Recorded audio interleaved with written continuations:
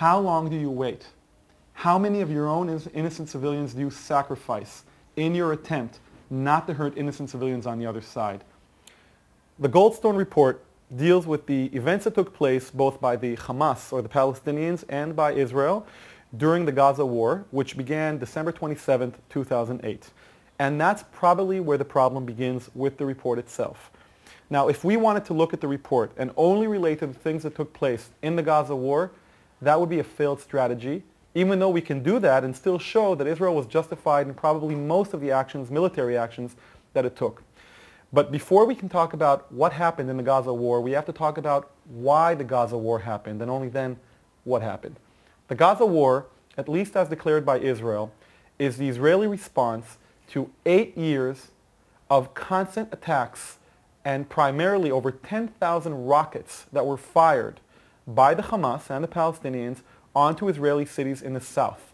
These rockets were never aimed and never targeted military facilities or Israeli military soldiers. These rockets targeted Israeli citizens, Israeli cities, high schools, that it actually hit high schools, hospitals, and other residential areas.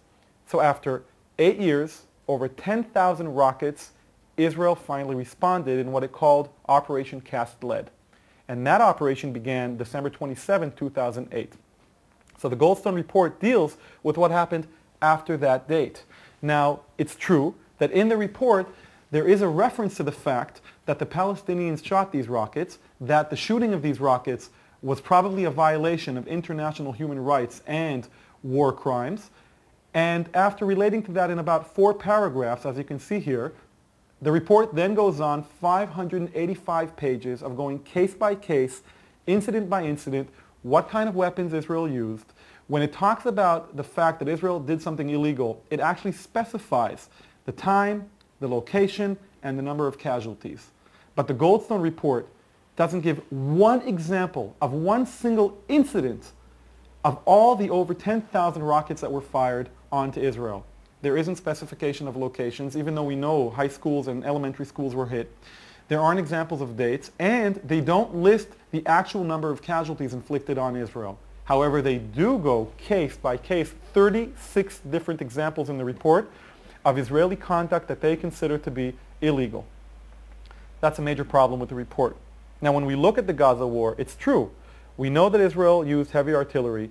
We know that the war actually took place in residential areas in Gaza, but the report doesn't talk about why the combatants actually operated in civil areas. They operated in civil areas primarily because the Hamas chose the location of the war. And in choosing the location of the war, the Hamas chose to operate in residential areas. So much so that even when Israeli forces managed to maneuver to areas that were less residential, the Hamas made an effort to actually relocate innocent Palestinian civilians into the newly defined area of combat, using them as human shields. None of that is mentioned in the Goldstone report. So when we look at a high school that has kids in that high school and rockets are being fired from that high school, what position is Israel left in? Option number 1, don't respond, don't retaliate, because there's a chance of hurting innocent civilians. Option number 2, respond, stop your enemy from firing upon you, and then take the risk of killing innocent civilians. So in effect, Israel was damned if it did, and it was damned if it didn't. But consider this. Even if Israel doesn't choose to respond, it doesn't mean Israel is saving the lives of innocent civilians. Because for every life of one innocent Palestinian that is saved by Israel not responding, additional lives of innocent civilians in Israel are a threat because the rockets are still being fired from that school. So the real question you as an advocate on behalf of Israel should be asking people in reference to the Goldstone report, specifically dealing with the issue of innocent civilians being harmed, is this. If somebody is hiding behind a baby and shooting on you, and every 10 shots that person takes, one person dies on your end, how long do you wait? Do you wait inevitably forever until you actually act out against that individual, even at the risk of killing that baby? And I specifically say baby, not child, not adult, because I want to make the scenario even more challenging. How long do you wait? How many of your own innocent civilians do you sacrifice in your attempt not to hurt innocent civilians on the other side?